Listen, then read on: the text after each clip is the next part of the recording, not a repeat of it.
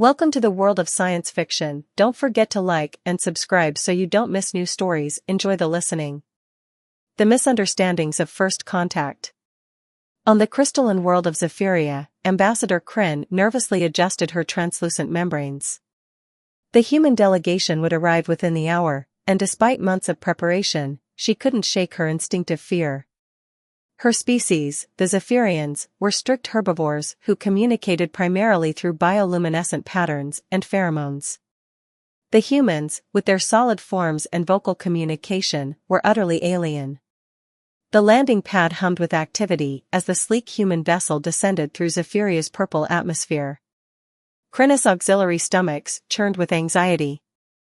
The cultural briefings had been clear: humans were omnivores with a predatory ancestry. Their teeth could tear flesh, and their forward-facing eyes marked them as hunters. As the ship's doors opened, Kryn activated her formal greeting lights, patterns of welcome dancing across her translucent skin. The first human to emerge was tall by their standards, wearing what their briefings called a diplomatic uniform. Commander Sarah Chen moved with a fluid grace that made Kryn's threat receptors tingle. Ambassador Kryn, Chen spoke, her voice modulated to the softer frequencies recommended for Zephyrian comfort. On behalf of the Earth Alliance, we are honored to be the first humans to visit your beautiful world. Kryn pulsed her acknowledgement lights, grateful for the universal translator that converted her bioluminescent patterns into human speech. Welcome, Commander Chen. We hope this meeting marks the beginning of understanding between our peoples. As they walked toward the diplomatic center, Kryn couldn't help but notice how the humans' movements tracked everything around them. Their eyes constantly scanned, assessed, analyzed.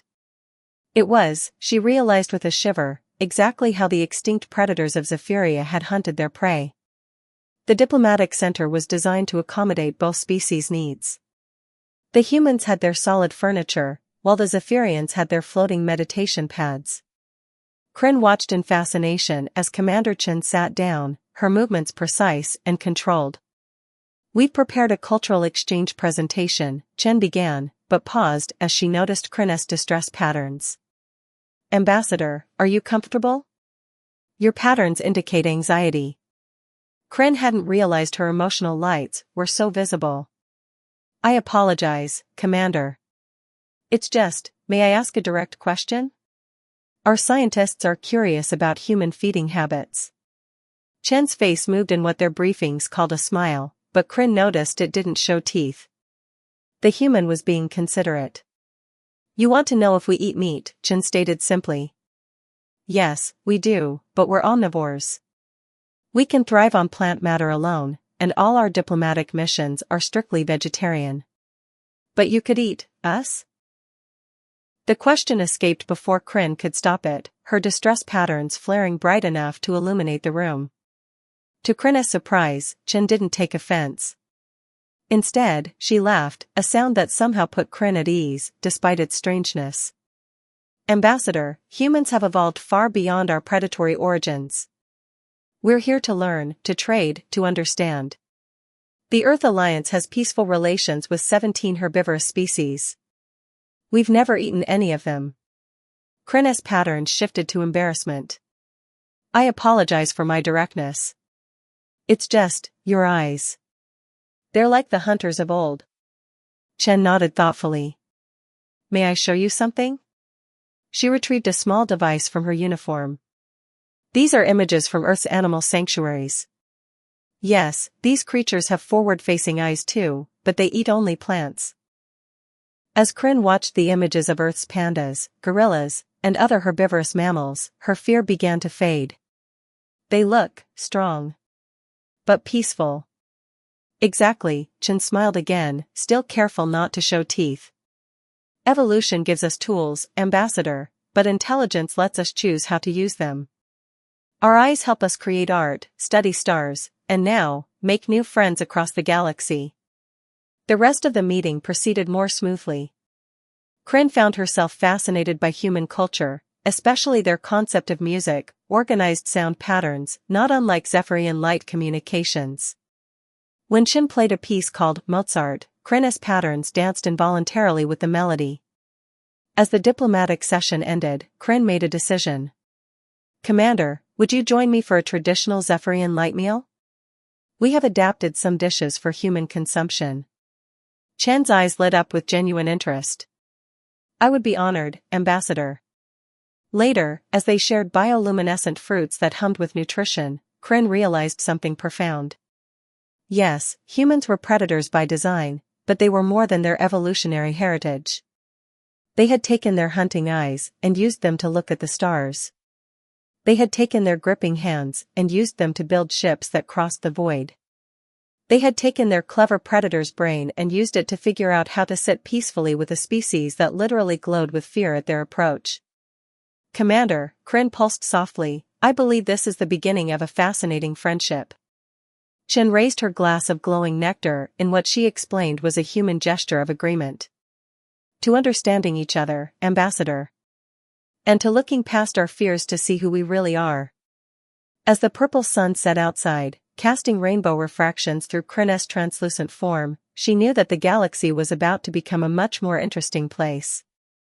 The humans weren't just former predators, they were explorers, diplomats, and potential friends.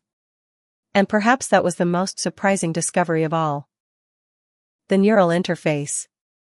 3 months after the initial diplomatic meeting, the Zephyrian Human Scientific Exchange Program launched its most ambitious project. In a gleaming laboratory beneath the crystalline spires of the capital, Kryn watched as Commander Chen underwent preparation for the experimental neural interface. Are you certain about this? Kryn pulsed anxiously. The interface, designed to allow direct communication between human and Zephyrian nervous systems, had never been tested across species. Absolutely, Chen replied, her calm demeanor at odds with the gravity of the situation. If we want true understanding between our peoples, we need to go beyond words and light patterns. The human lay back on the adaptation couch, her uniform replaced with a biocompatible suit studded with quantum resonators. Dr. Val, Zephyria's leading neuroscientist, floated nearby, her patterns showing both excitement and concern. The interface will attempt to bridge the gap between your solid-state neural pathways and our crystalline consciousness, Val explained. You may experience unfamiliar sensations. Chen's laugh echoed in the chamber. After first contact, I'm getting pretty good at unfamiliar sensations. The procedure began. Quantum fields hummed as the interface established its initial connections. Kryn watched Chen's vital signs on the monitors, translated into light patterns she could understand. The human's heartbeat remained steady, her brain activity increasing but stable. Then Chen gasped. Commander? Kryn moved closer, her distress patterns flaring. I can see them, Chen whispered. The light patterns, they're not just on your skin. They're everywhere. Your thoughts, your emotions, they're like constellations.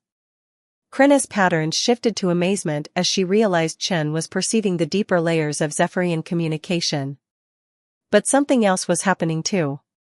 Through the interface, Kryn began receiving impressions from the human's mind. Colors she had never imagined. Solid sensations that should have been terrifying but somehow weren't. The taste of something called chocolate that made her auxiliary stomachs rumble with interest. And emotions, human emotions, so intense and yet so familiar. Your species, Chen said softly, you don't just communicate with light. You are light. Consciousness made of living crystal and quantum coherence. It's beautiful. Kryn pulsed with pleasure at the compliment, then froze as she received another impression from Chen. A memory of Earth's oceans at sunset, light fracturing through waves and patterns that reminded the human of Zephyrian communication. We're not so different, Kryn realized.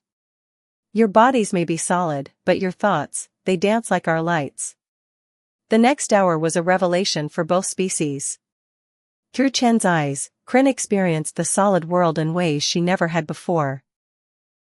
The security of gravity, the pleasure of physical touch, the strange comfort of being anchored to one shape instead of flowing between forms. Through Kryn's perception, Chen discovered what it meant to exist as a semi-crystalline being, thoughts moving at the speed of light through quantum-entangled structures. She experienced the joy of photosynthesis, the deep connection to Zephyria's purple sun, and the constant symphony of light-based communication that connected all Zephyrians. When the interface finally powered down, both beings were forever changed. I never understood, Chen admitted, sitting up slowly as her neural patterns readjusted to baseline. When we look at you, we see translucent beings of light and crystal. But you're not fragile at all, are you? Your consciousness, your way of thinking, it operates at quantum speeds. You're like living supercomputers. Kryn pulsed with amusement. And we thought you were limited by your solid forms. But your minds, they contain entire universes. Your imagination, your ability to think abstractly, it's extraordinary. You can conceive of things that have never existed and then make them real. The implications of the neural interface experiment spread quickly through both communities. What had started as a scientific curiosity became a bridge between worlds. Other humans and Zephyrians volunteered for modified versions of the interface, each exchange of consciousness building greater understanding. Trade agreements that had stalled due to communication barriers suddenly progressed rapidly. Humans learned to recognize the subtlest variations in Zephyrian light patterns, while Zephyrians began to appreciate the nuances of human facial expressions and body language. But perhaps most importantly, the fear began to fade. It was hard to be afraid of a species when you had literally seen through their eyes and felt through their consciousness. One evening, as Kryn and Chen shared another meal of bioluminescent fruits, the human asked a question that would have been unthinkable 3 months ago. Would your people be interested in a cultural exchange program? Not just diplomats and scientists, but artists, teachers, students? Kryn's patterns shifted to the deep azure of contemplation. You think our peoples are ready for that level of integration? Chen smiled, and this time, Kryn recognized it for what it truly was, not a predator's display, but a light pattern expressed through solid form. I think we're ready for anything, Ambassador. After all, we've already shared consciousness. Everything else is just details. As they gazed out at the crystal cities shimmering under the purple sun, both beings reflected on how far they'd come from that first fearful meeting. The galaxy was changing, one connection at a time, and perhaps that had been the true purpose of the neural interface, not just to bridge different forms of consciousness, but to remind both species that understanding begins when we dare to see through each other's eyes. Breaking barriers. The crisis began 6 months into the exchange program. A massive solar flare from Zephyria's purple sun threatened to disrupt the crystalline matrix that formed the basis of both Zephyrian biology and their civilization's infrastructure. Commander Chen stood in the Planetary Defense Center, watching the emergency unfold through newly installed human monitoring systems. The Zephyrians' natural light-based senses had been overwhelmed by the approaching radiation storm. How long until impact? She asked, watching Kryn's patterns fluctuate with increasing distress. 17 minutes, Kryn pulsed weakly. Our shields cannot withstand a flare of this magnitude. The crystalline resonance will shatter. The implications went unspoken. Such a disruption would be catastrophic for a species that existed as living crystal. Chen's mind raced. The neural interface experiments had given her unique insights into Zephyrian physiology. Your consciousness, it's quantum-based, maintaining coherence through crystalline structures. What if we could temporarily transfer that coherence somewhere else? Kryn's patterns shifted to confusion, then sudden understanding. The human quantum computers in your ships. But the scale, we're talking about transferring the consciousness of an entire city. Not just the computers. Chen activated her comm link to the orbiting Earth Alliance fleet. Every device with quantum processing capability. Ships, personal devices, even our neural interface units. We create a distributed network, a temporary shelter for your consciousness until the flare passes. The next 15 minutes were a blur of activity. Earth Alliance ships descended through the atmosphere, positioning themselves in a grid pattern above the city. Every human device capable of quantum computation was linked into a hastily constructed network. For minutes to impact, Kryn announced, her patterns showing both fear and determination. Commander, if this fails. It won't, Chen assured her, initiating the transfer protocols they developed during the interface experiments. Your people taught us to see light as life. Now let us show you what human technology can do when we work together. The transfer began. Across the city, Zephyrian consciousness streamed into the human network. Through the neural interface she still wore, Chen felt echoes of their passage, millions of crystalline minds flowing like rivers of light through circuits designed by human hands. The solar flare hit with devastating force. The crystal spires of the city resonated dangerously, their usual harmonious frequencies disrupted by the massive energy surge. But within the human quantum network, the Zephyrian consciousness remained safe, protected by technology that had been foreign to them just months ago. For 3 hours, the storm raged. Chen's neural interface gave her a unique perspective on the experience. She felt the fear of the Zephyrians, their disorientation at existing within alien architecture. But she also felt their growing wonder as they explored this new way of being, discovering that consciousness could survive even when separated from their crystalline forms. When the solar storm finally passed, the transfer was reversed. Zephyrian consciousness flowed back into their restored crystalline bodies. The city sparkled with patterns of relief, gratitude, and profound revelation. You saved us, Kryn pulsed, her patterns showing emotions too complex for the translator to capture. Not just our lives, but something more precious, you proved that consciousness transcends form. That we are more than our crystalline nature. Chen smiled, exhausted but satisfied. And you proved that trust transcends fear. 6 months ago, your people were afraid to let humans near you. Today, you trusted us with your very essence. The crisis marked a turning point in human-Zephyrian relations. The success of the emergency consciousness transfer led to new developments in quantum computing, as human engineers incorporated crystalline technology into their designs. Zephyrian scientists, in turn, began exploring ways to make their own infrastructure more resilient by studying human approaches to backup systems and redundancy. But perhaps more importantly, the incident shattered the last barriers of fear between the species. It's one thing to share consciousness in a controlled experiment. It's another entirely to trust your entire being to alien hands in a moment of crisis. As the purple sun set on that momentous day, Kryn and Chen stood together on a balcony overlooking the city. The crystal spires had already been repaired, shimmering with renewed strength in the evening light. What happens now? Kryn asked, her patterns showing curiosity about the future. Chen watched the light play through her friend's crystalline form, remembering how far they'd come from that first fearful meeting. Now, she said, we build something new. Together. The city below them pulsed with life, human and Zephyrian technologies seamlessly intertwined, a testament to what could be achieved when different species dared to trust, to understand, and to grow beyond their initial fears. Evolution of trust. A year after the solar flare incident, the Joint Human-Zephyrian Science Council made a discovery that would reshape both civilizations.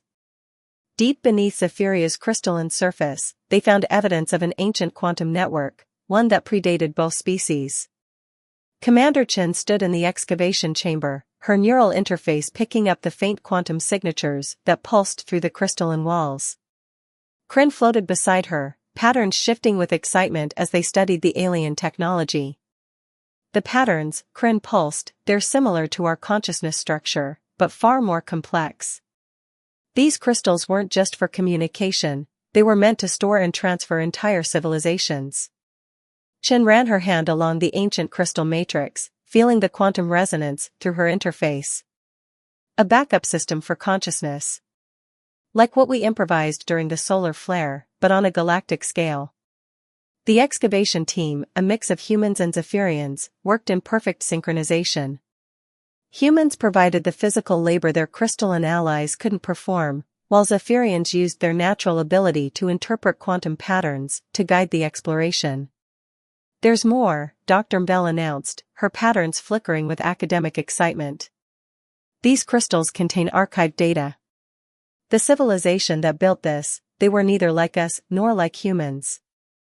They existed as pure energy, using crystalline matrices as temporary anchors in physical space. As they delved deeper into the ancient archive, a story emerged. The precursor civilization had seeded countless worlds with their technology, preparing for a time when new species would evolve the capability to understand and use it. The Zephyrians had evolved in symbiosis with the crystals, developing their light-based consciousness. Humans had evolved differently, developing the technological capacity to interface with the system artificially. They knew, Chen realized. They knew that eventually, species like ours would find each other, learn to overcome their fears and differences. This network, it's not just a backup system. It's a test. Krina's patterns shifted to deep contemplation. And by working together during the solar flare crisis, we passed that test. Human technology and Zephyrian consciousness, working in harmony, exactly as they intended. The implications were staggering. The ancient network extended far beyond Zephyria, connecting to other crystalline worlds throughout the galaxy. Each world potentially hosted other species, other civilizations, waiting to be discovered and understood. Think about it, Chen said, excitement building in her voice. Your people have the natural ability to interface with this network. My people have the technology to stabilize and extend it. Together, Kryn finished, we could reactivate the entire system. Connect with other species, share knowledge across the galaxy. The next few months saw unprecedented cooperation between humans and Zephyrians. Human engineers worked to adapt their quantum computing technology to the ancient specifications, while Zephyrian scientists helped decode the vast archives of knowledge left behind. The first test of the reactivated network came 3 months later. A signal from a distant crystalline world, similar to Zephyria but orbiting a blue giant star. Its inhabitants, though different from both humans and Zephyrians, had also discovered their portion of the network. Chen watched in amazement as Kryn established first contact with the new species through the quantum network. The neural interface translated their consciousness patterns. They were gas-based beings who used crystalline structures as environmental suits to interact with solid matter. 3 species, Chen mused, each so different, yet each playing a vital role in understanding this technology. The ancients were brilliant. They understood something fundamental about life, Kryn pulsed thoughtfully. That diversity isn't an obstacle to overcome, it's essential for progress. Your solid forms and technological mindset, our crystalline nature and quantum consciousness, their gaseous existence and adaptive thinking, we each bring something unique to this puzzle. As news of the discovery spread, both human and Zephyrian society began to change. The fear that had once existed between them seemed almost laughable now, replaced by a deep appreciation for their differences and the strengths they each brought to their alliance. The ancient network became a symbol of what was possible when species chose to cooperate rather than compete. Each new civilization they contacted added another piece to the puzzle. Another perspective on the universe's greatest mysteries. One evening, as they watched teams of humans and Zephyrians preparing for the next network activation, Chen turned to her friend. Remember when you thought I might eat you? Krina's patterns rippled with amusement. And now we're helping awaken a galactic network of consciousness together. The universe has a strange sense of humor. That it does, Chen agreed. That it does. A new dawn. 2 years after the discovery of the ancient network, humanity and the Zephyrians stood at the threshold of their greatest achievement. The combined fleet orbited above Zephyria, a stunning mix of crystalline ships and human vessels, all connected through the quantum network they'd rebuilt together. Commander Chen, now Admiral Chen, stood on the bridge of the flagship Unity, a hybrid vessel that incorporated both human and Zephyrian technology. Kryn, who had become the chief ambassador for interstellar relations, floated beside her, their neural interfaces synchronized as they prepared for the historic moment. All ships report ready, Chen announced, watching the holographic display where dozens of civilizations were represented. In the 2 years since reactivating the ancient network, they had made contact with 18 different species, each bringing their own unique perspective and abilities to the alliance. The quantum resonance is stable, Kryn pulsed, her patterns showing both excitement and solemnity. What we attempt today, it's what the ancients prepared us for. Today marked the first attempt to fully activate the galactic quantum network, not just for communication, but as a shared space of consciousness where all species could meet, learn, and grow together. The risks were enormous, but so were the potential benefits. Neural interfaces active, reported Dr. Bell from the science station. Quantum coherence at optimal levels. The gas-based erosions are ready in their crystal suits, and the plasma beings of Helios Prime have synchronized their energy patterns. Chen took a deep breath, remembering how far they'd come from that first fearful meeting. Begin the synchronization sequence. The process was beautiful to behold. Through her neural interface, Chen watched as consciousness from different species began flowing through the network. Zephyrian light patterns merged with human thought structures, while erosion gas formations created complex three-dimensional data clouds. The plasma beings contributed their unique energy signatures, creating a harmony of thought and existence unlike anything the galaxy had ever seen. For one brief, magnificent moment, every being connected to the network experienced existence through the perspectives of all other species. Humans understood what it meant to exist as living crystal, gas, or pure energy. The other species experienced the unique solidity and permanence of human form. Barriers of understanding that had taken months of careful diplomacy to overcome simply dissolved in the face of direct experience. When the synchronization ended, the galaxy was forever changed. The knowledge and perspective shared in that moment sparked a renaissance of culture, technology, and understanding. Hybrid technologies emerged that combined the strengths of all species. New forms of art appeared that could only be fully appreciated through multiple forms of consciousness. We were never meant to remain separate, Kryn pulsed softly, her patterns showing deep revelation. The ancients, they didn't just leave us technology. They left us a roadmap to become something greater than ourselves. Chen nodded, watching as the combined fleet began its journey to establish the first of many permanent multicultural stations throughout the galaxy. They knew that true strength lies in diversity. Each species brings something unique, something vital to the whole. The fear that had once existed between humans and Zephyrians seemed like a distant memory now. In its place was a deep appreciation for their differences and the understanding that those very differences were what made their alliance so powerful. As ships from 18 different species moved in perfect harmony through space, Chen reflected on how it all began, with a simple misunderstanding about eating habits. You know, Kryn, she said with a smile, I think the ancients would be proud. We didn't just learn to overcome our fears. We learned to celebrate what makes us different. Kryn's patterns shifted to display joy and agreement. And in doing so, we discovered what makes us the same, the desire to understand, to grow, to become more than what we are. The Unity's quantum core hummed with the combined consciousness of multiple species, each contributing their unique perspective to the grand tapestry of galactic civilization. What had started as a fearful first contact between two very different species had evolved into something the universe had never seen before, a true union of minds, bodies, and spirits, all working together toward a future limited only by their combined imagination. As they set course for the next frontier, Chen and Kryn shared a moment of perfect understanding through their neural interface.